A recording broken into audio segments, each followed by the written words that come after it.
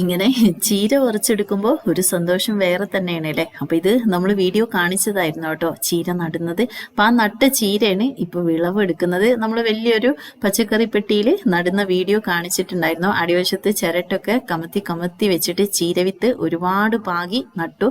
എന്നിട്ട് അത് കുറച്ച് വലുതാകുമ്പോൾ നമുക്ക് ഇതുപോലെ മണ്ണിലേക്കോ അല്ലെങ്കിൽ വേറെ ഗ്രോ ബാഗിലേക്കോ ഒക്കെ 2 തൈകൾ വെച്ച് ഇങ്ങനെ നട്ട് വെച്ച് കൊടുത്തിട്ടുണ്ടെങ്കിൽ ഇങ്ങനെ പറിച്ച് അങ്ങ് മടുക്കും കേട്ടോ. അപ്പൊ നമുക്കൊരു 4-5 ദിവസം കൂടുമ്പോൾ ഇതുപോലെ ചീര പറിക്കുക, അത്രയും എളുപ്പത്തിൽ ഉണ്ടാക്കിയെടുക്കാവുന്നതാണ് കേട്ടോ. അപ്പൊ ഇത് കുറെ ഞാൻ ഗ്രോ ബാഗിലും ഇതുപോലെ നട്ടു വെച്ചിട്ടുണ്ട്. അപ്പൊ ചീരയ്ക്ക് ഒരു പ്രത്യേകത ഉണ്ട്, ഒരുപാട് വളപ്രയോഗം ഒന്നും ചെയ്യണ്ട, ചെറിയൊരു ശ്രദ്ധ കൊടുക്കുകയാണെങ്കിൽ നന്നായിട്ട് ഇങ്ങനെ ഉണ്ടാക്കിയെടുക്കാം കേട്ടോ. അപ്പൊ നമുക്ക് ഇതുപോലത്തെ ഒരു ഗ്രോ ബാഗ് എടുക്കാം. അപ്പൊ ഗ്രോ ബാഗ് ഒരു ഏകദേശം ഒരു 10 ഇഞ്ചിന്റെ ഒരു ഗ്രോ ബാഗ് ആണ് കേട്ടോ ഞാൻ എടുത്തിട്ടുള്ളത്. അപ്പൊ ഇതിന് 10 രൂപയാണ്.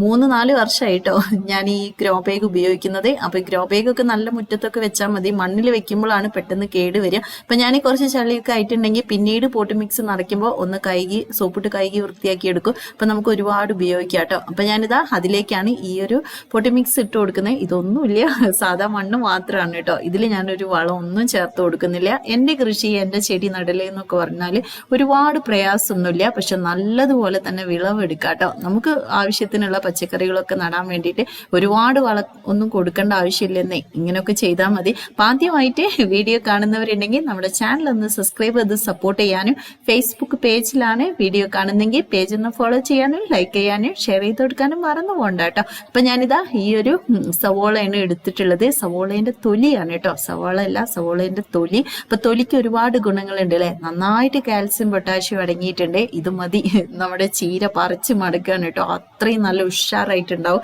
കാരണം കാൽസ്യം നമ്മുടെ ചെടികൾ വളരുന്ന സമയത്ത് അത്യാവശ്യം കിട്ടുകയാണെങ്കിൽ മുരടിപ്പൊന്നും ഉണ്ടാവാതെ റെഡി ആവാൻ ഹെൽപ്പ് ചെയ്യും. അപ്പൊ ഞാൻ ഉള്ളീന്റെ തൊലി ഇട്ടിട്ട് അതിന്റെ മുകളിലേക്കാണ് ഈ ഒരു മണ്ണ് ഇട്ട് കൊടുക്കുന്നത്.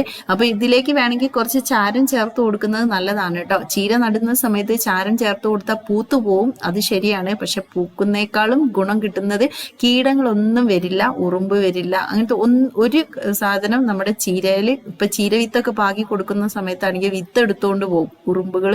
അപ്പൊ അങ്ങനത്തെ പ്രശ്നമൊന്നും വരില്ല കേട്ടോ.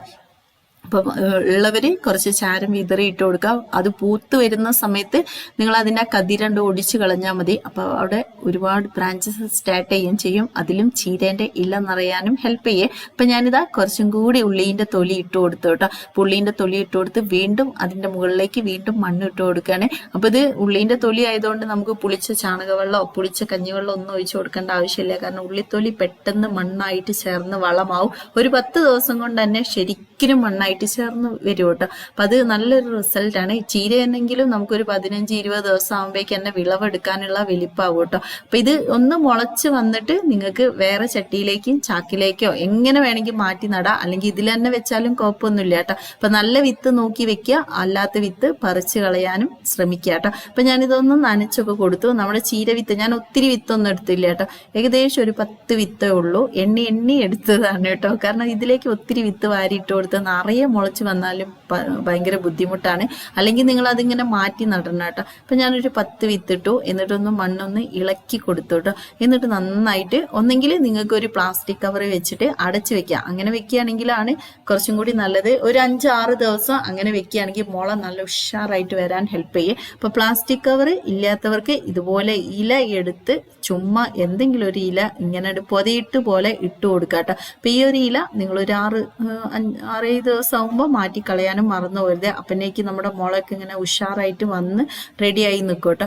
എന്നിട്ട് ഇങ്ങനെ നനച്ച് കൊടുത്താൽ മതി. ആ തണുപ്പിൽ നിന്ന് നന്നായിട്ട് മുള വരാൻ ഹെൽപ്പ് ചെയ്യേ. അപ്പൊ ഇഞ്ചി നടുന്ന സമയത്താണെങ്കിലോ ചില വിത്തുകളൊക്കെ നടുന്ന സമയത്ത് ഇങ്ങനെ ചെയ്യുകയാണെങ്കിൽ വിത്ത് നല്ല രീതിയിൽ മുളച്ച് വരാൻ ഹെൽപ്പ് ചെയ്യേ. അപ്പൊ ഇതുപോലെ നമുക്ക് എളുപ്പത്തിൽ ചെയ്യാവുന്ന നല്ലൊരു കൃഷി തന്നെയാണ് കേട്ടോ. അപ്പൊ കുറേ ഞാൻ ആ ചീരൊക്കെ പറിച്ച് ഇതുപോലെ നട്ടു വെച്ചിട്ടുണ്ടേ. അപ്പൊ അതൊക്കെ ഏകദേശം വലിപ്പമായി. ഇനി ഇങ്ങനെ പറിച്ചെടുത്ത ഇങ്ങനെ നമ്മൾ കട്ട് ചെയ്തെടുത്ത എന്താ ഗുണം എന്ന് അറിയോ, നമുക്ക് പെട്ടെന്ന് ഒരുപാട് ബ്രാഞ്ചസ് സ്റ്റാർട്ട് ചെയ്യും. അപ്പൊ അവിടെയൊക്കെ നിറയെ ഇല ഉണ്ടാവും. പിന്നെ നമ്മൾ ബക്കറ്റിലൊക്കെ നട്ട് ചീരയാണ് കേട്ടോ. അപ്പൊ ഇപ്പൊ ഈയിടെ മഴ പെയ്തപ്പോൾ ഒക്കെ കുറെ ഒക്കെ ഇങ്ങനെ ഒരു ഉഷാറില്ലാതായിട്ട് നിൽക്കുന്നുണ്ട്.